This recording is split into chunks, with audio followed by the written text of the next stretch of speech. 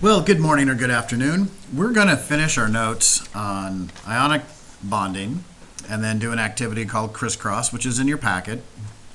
So I think we ended up with, on assignment page 4, we ended up right about here last time.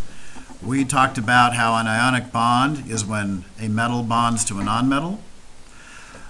Also, these metals will lose electrons. They want their outer shell to become they want their outer shell either to be totally full, so there's 8 electrons, or they'll get rid of the few outer electrons so that their next shell is totally full. They want to do that to become stable because that satisfies the octet rule. So we're just going to kind of finish this up. Now down here, we went through and talked about how lithium will give an electron away, and fluorine, who has 7 electrons in its outer shell. The nonmetals need to gain electrons. The metals tend to lose them. So fluorine's very happy to take that. Both of these are unstable atoms, but once the metal loses its electron, it becomes very stable. Fluorine, when it gains an electron, it becomes very stable. We got the little happy faces here.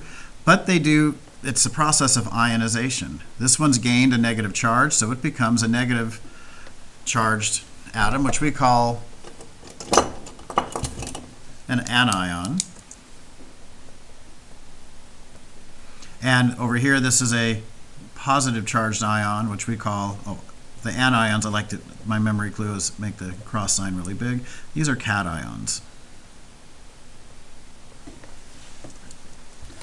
So, continuing on here, we're going to add a little bit to this. So what happens here is we've got this lithium ion with its plus charge, and it's got to stick pretty close to it's got to stick real close to the fluorine with its negative ion. Now, when the rules of they name these start to come into play, so this element, the metal, the positive charged ion, they always just put its regular name, lithium. Now for fluorine here, we're going to change it a little bit. Now I'm going to first write it out. Now fluorine is written like fluorine.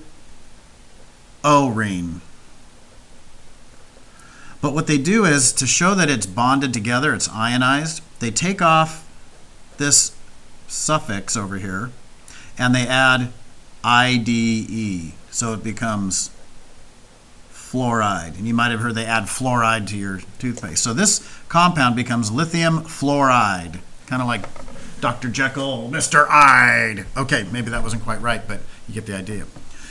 So another example could be, B, get it? Let's talk about the element beryllium.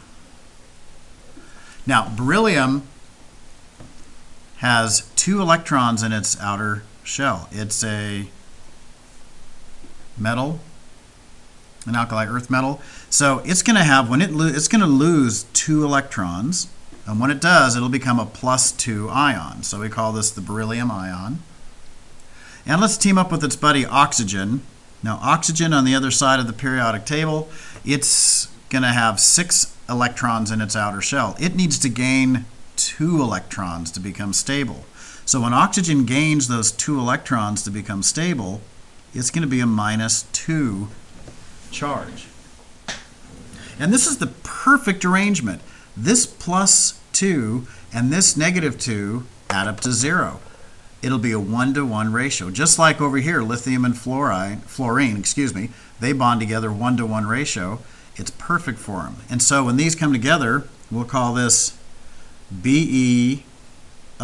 Now we could say there's 1 beryllium and 1 oxygen. These are called subscripts. Tell us how many atoms are there.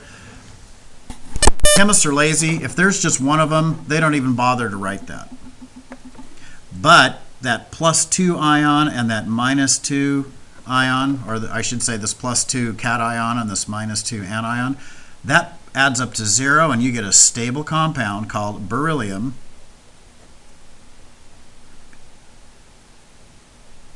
Beryllium, then not oxygen, but oxide. that IDE gets added together to let us know we've got a stable compound. Now I'm going to do one more of these here. Now what can happen is, let's say that beryllium, it's lost 2 electrons because it has 2 electrons in its outer shell, it's in group 2. Let's say beryllium is teaming up with our friend fluorine over here, okay? So we've got a fluoride ion. So let's put fluoride ion over here, -1. Now the problem here is, if you take a look, this has a +2 charge and this has a -1 charge. So fluorine is going to be attracted over here to this one, but there's still going to be an extra charge. So what actually is going to happen is 2 fluorines, or in this case, since we can say 2 fluorides, they're going to be attracted over to this big positive cation over here. And so what we end up with, we're going to have 1 beryllium with its +2 charge, because it's lost 2 electrons. And then we're going to have 2 fluorines. So I'm going to put the subscript 2. That's telling us there's 2 of those. I'm going to put the -1 charge up here just to remind us each fluorine has a -1 charge, but since there's 2 of them, we've got a -1 and a -1, which perfectly balances this.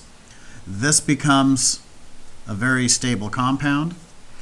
Beryllium's happy because it's lost its electrons. Both of those fluorides, they've gained electrons, and the price they pay for beryllium losing electrons or fluorides and the other nonmetals gaining electrons, they've got to stay near each other.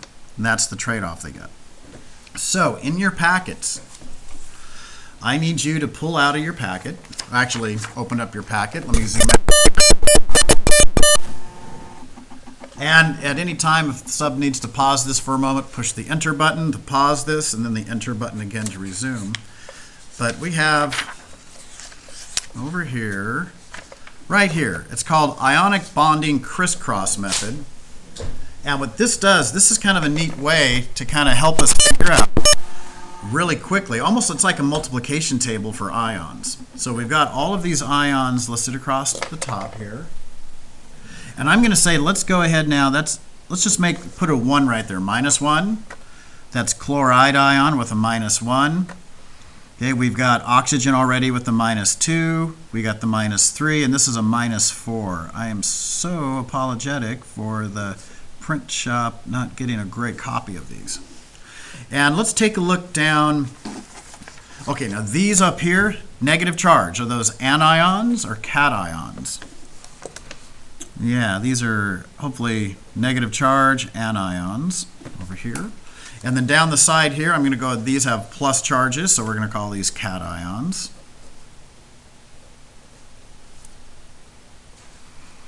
And let's see, for sodium, let's make that a +1. It's really important we put the +1. It's going to make doing the multiplication part in a moment a little bit easier. +1 there. Then we have calcium +2, magnesium +2. I think these are all pretty readable. Down at the bottom, we have titanium. That's a +4. So what we're going to do is let's just do the first one here. So the way the criss-cross works is I recommend, let's do this in pencil. Uh-oh, let me find a pencil. Had one here. Naturally, when I need the pencil, I can't find it. Let's see. Well, okay, I'd recommend you do these in pencil because I can't find my darn pencil. Oh, that's irritating. Okay, so anyway, please use a pencil for these because you may be making mistakes and you want to be able to fix that. Okay, I'll use brown because it looks like a pencil. We always are going to put the positive ion first, okay? And zoom in a tad, a little bit easy. So I'm going to put Na +1 and then fluoride F -1. So with criss-cross, what we do is it's kind of like you're cross multiplying these negative numbers up here. Later on, we're going to find out that these negative numbers, the ionic charge, can also be called an oxidation number. In fact, let's label that ionic charge. And later on, we're going to call those oxidation numbers. Well, we'll get to that in a little bit. So what we're going to do is you want to take this number And you take the absolute value of it. You take that number. Well, I'm going to rewrite it down here. I always like to rewrite it. So we're going to crisscross now. We're going to take this down to there, which makes that Na1, which means there's just one sodium. Make sure it's an A. We're going to take this one and crisscross it over to here. That 1 becomes now the subscript for this compound. And so we've got Na1F1, which is just called NaF, because chemists are lazy. They don't want to write the subscripts. So for each I recommend that you do this, and after a while you're going to start to get the hang of it, because the goal is you're going to have as many positively charged cations to perfectly balance the negatively charged anions. So let's I think let's come over here and let's try this one over here. Let's do Na plus 1. Am I off the page there? Let me get back over there. You zoom out so we can see. So we've got sodium with its plus 1 charge, and we've got oxygen or oxide with its minus 2 charge. So now we're going to do crisscross on this. I'm going to rewrite the symbols, because the purpose for doing this crisscross is to find out in a stable compound how many sodiums you need and how many oxygens. So I'm going to write Na and then O. Now we're going to do crisscross using absolute values. So we got -2. This becomes Na2. That means we've got 2 sodiums and just 1 oxygen. So a chemist would write this pretty much like we've done. Na2 and then just an O. They wouldn't bother to put the O1. So from here, let's just kind of continue at a diagonal. Let's have you all, let's do phosphorus with the -3 charge and calcium. Then let's come over here and let's do, let me zoom out the board there. And we've got this over here.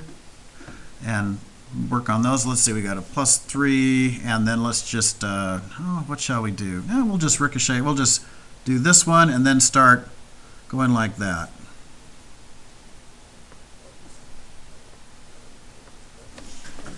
So just kind of going down, and this is going to give us a really good opportunity to check a whole bunch of these. And let's see, I guess, so I'll just go with right there.